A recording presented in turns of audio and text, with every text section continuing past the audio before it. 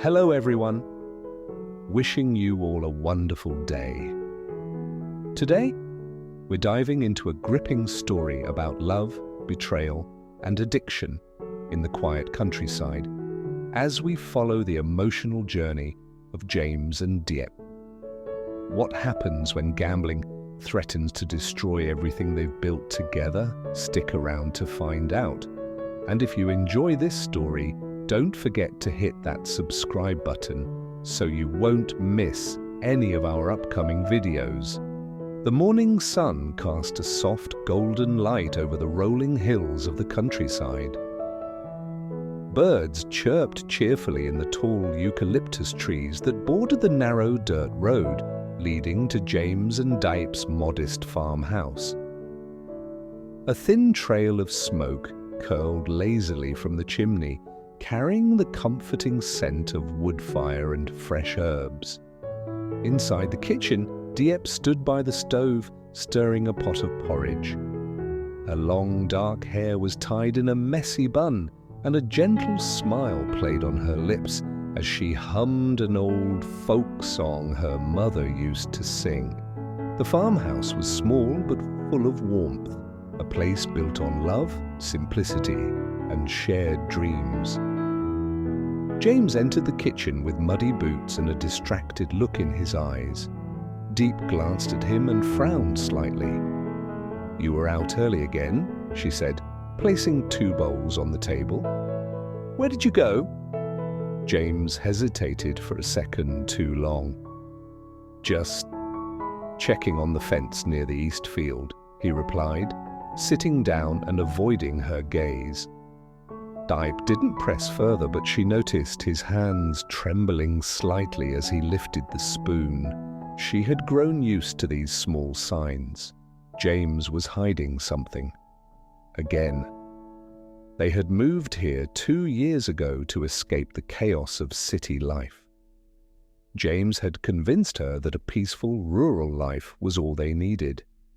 He promised they'd grow vegetables, raise chickens, and live a quiet, honest life. And for a while, it was true. But then things began to change. It started with short trips into town. Then came the vague explanations, the late nights, and the missing money. Diep had suspected it for months, but said nothing, afraid of pushing him further away. After breakfast, James kissed her on the forehead and said he had to run an errand in town. "I'll be back before lunch," he said. But Diep knew better. James parked his old truck in front of a dingy building with flickering neon lights. A faded sign above the door read, "Lucky Tiger Game House." Inside, the air was thick with cigarette smoke, the clinking of coins, and the sound of men yelling over card games and spinning roulette wheels. He made his way to the back room, where a familiar group of players welcomed him with nods and tired smiles. James sat down, pulling out a small envelope of cash from his jacket, money he had hidden from Diep. Again. "Ready to win back what you lost?" the dealer asked, grinning. "I'm not here to lose," James replied, his voice tense. "Let's go." The cards were dealt, and the hours slipped by in a haze of desperation and adrenaline. Back at the farmhouse, Diep was in the garden, pulling weeds from between rows of carrots. She paused now and then, staring toward the distant town. Something in her heart tightened with worry. She went back inside and opened the kitchen drawer where they kept their emergency savings. The envelope was thinner than before. Her chest ached. She sat down, staring at the table. Memories flashed through her mind. James laughing with her over a late-night snack, the time he built her a greenhouse from scrap wood, the promises they had whispered under the stars. But this James, the one who lied and disappeared and took their money for gambling, was slowly breaking those promises. She needed to confront him. But how? It was dark when James returned. His eyes were bloodshot, and he smelled of smoke and cheap whiskey. "You're late," Diep said, standing in the doorway with her arms crossed. James tried to smile. "Lost track of time." "James," she said, her voice firm, "where were you, really?" He sighed and rubbed his face. "I went into town, had a few drinks, played some cards. It's no big deal." "No big deal?" Her voice cracked. "You said you quit. You promised me." "I had a streak going," he said defensively. "I almost won back everything." "You took the savings, didn't you?" James didn't answer. Tears welled in Diep's eyes. "We were going to buy a new water pump. You knew that." "It's just money," he snapped. "I can make it back." "But you never do," she whispered. "Every time you say that, we lose more." Later that night, James sat alone on the porch, staring into the dark fields. The silence was deafening. Inside, Diep had locked the bedroom door. He didn't blame her. He pulled out his phone and stared at a text message from someone named Quan. "New high-stakes table tomorrow. You in? Big win if you play it right." James stared at the screen. His fingers hovered over the reply button. His heart pounded. He knew this was his last chance. As the crickets chirped outside and the wind rustled the dry grass, Diep sat curled up on the couch, arms wrapped tightly around her knees. The warmth of the fire in the hearth did little to ease the chill that had settled inside her. She remembered the day they moved into this house. James had been full of hope then, laughing as they painted the walls together, even dancing clumsily in the kitchen when they had no furniture yet. That version of him felt like a ghost now. Someone she missed deeply, someone who still lived in his body, but spoke and acted like a stranger. She glanced toward the front door, half expecting him to leave again, or worse, come back with more lies. Suddenly the door creaked open, and James stepped inside again, this time without speaking. His eyes searched hers, pleading, apologetic, but he said nothing. She stood up slowly, took a deep breath, and walked past him into the bedroom without a word. James was left standing there, alone again, only this time the silence felt final. The next morning, James awoke on the couch with a stiff neck and a pounding headache. The silence in the house was unnerving. Diep had already gone out. Her absence, once a simple part of their rural routine, now felt loaded with distance. He walked into the kitchen and found a note taped to the kettle. "I'm in the fields. Don't forget to fix the pump." "Das." James sighed, folding the note into his pocket. The water pump, another thing he had promised to handle weeks ago but ignored. Guilt crept in, but he brushed it aside. His phone buzzed in his jacket. It was from Quan. "Table opens at noon. Bring real money this time." He stared at the message, then at the empty drawer where the emergency savings had once been. Diep had moved the money. Smart girl.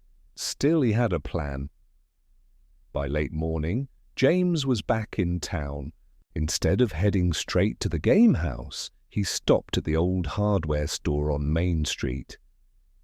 Inside, he browsed aimlessly before slipping a small, expensive power drill into his coat. The clerk was busy helping another customer. Heart pounding, James walked out without paying. It wasn't the first time. Minutes later, he pawned the tool for quick cash and walked toward the Lucky Tiger with sweaty palms and a twisted smile. Back at the farm, Diep stood under the sweltering sun, wiping sweat from her brow as she surveyed the dry patches in the soil. The crops needed water, urgently. Without a functioning pump, they'd lose weeks of work. She went to the shed, hoping James had made progress. But the pump still sat there, rusting and untouched. A wave of frustration surged through her. It wasn't just about the pump. It was about broken promises, about feeling like she was holding their life together alone. That evening, when James returned, Diep was waiting. "You didn't fix it," she said quietly. "I didn't have time," James replied, tossing his jacket onto the chair.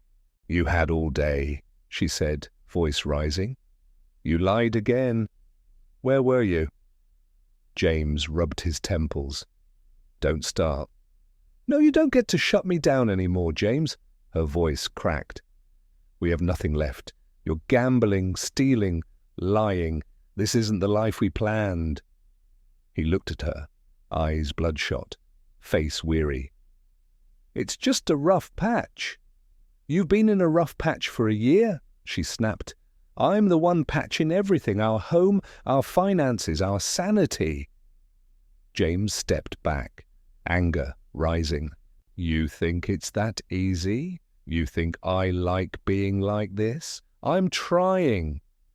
Diep's eyes filled with tears. "No, you're not.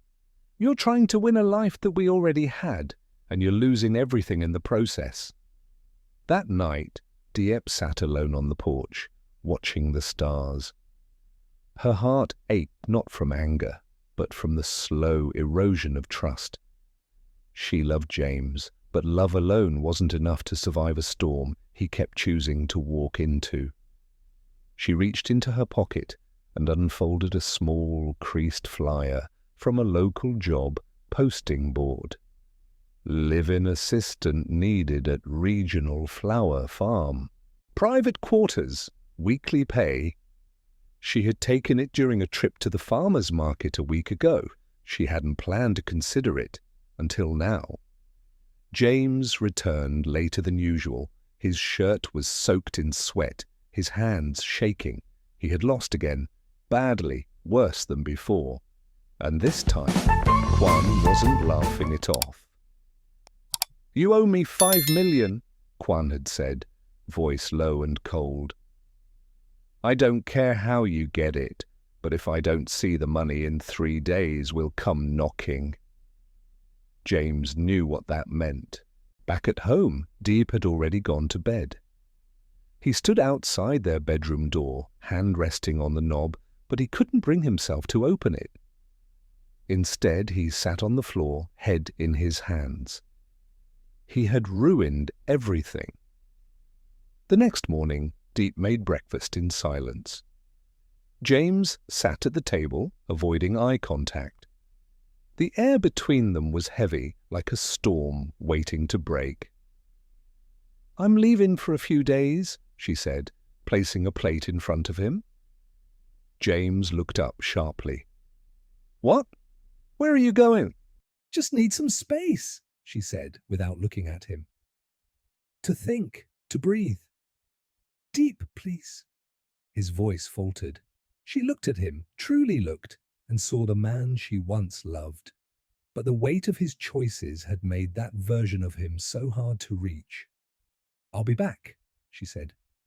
"Or maybe I won't. Depends on whether you want to save this life, or gamble it away too." She turned and walked out the door. James sat frozen, fork in hand. Outside, her truck started, then faded down the dusty road. He felt the weight of emptiness settle over him like a curse. A few minutes later, his phone buzzed.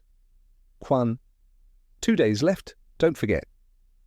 As the sun dipped below the hills, James stood in the middle of their dying garden. All around him were the consequences of his choices: cracked soil, dry leaves, and the ghost of a woman he was losing. He fell to his knees, hands clutching the dirt. He didn't know how to fix any of it. But time was running out. He didn't sleep that night. The walls of the house seemed to close in around him, every creak of the old wood echoing like a ghost of his mistakes. He sat in the living room, with only the dim glow of the lamp replaying Diep's words in his mind, over and over. Or maybe I won't. He didn't know if it was a warning or a farewell. Outside, a soft rain began to fall, tapping against the windows like a lullaby for a man who had forgotten how to rest. He picked up a photo of them from their early days, smiling, young, hopeful, and let out a breath he didn't know he'd been holding. For the first time in years, James felt fear, not of losing money, but of losing her. In a peaceful rural town, James and Diep live a quiet life on their small farm. But beneath the calm surface, James is secretly battling a gambling addiction that slowly erodes their relationship. As he slips deeper into debt and deceit, Diep is left to shoulder the burden of keeping their home and hopes alive. Promises are broken, tempers flare, and love begins to wither. James steals, lies, and loses more than money. He's losing Diep. When she discovers the truth, Diep reaches a breaking point. In the end, she decides to leave temporarily, needing space to decide whether their love is worth saving. Meanwhile, James is left with mounting debt and the terrifying possibility of losing her forever. The episode ends with a haunting silence, James alone, broken and facing the consequences of his actions.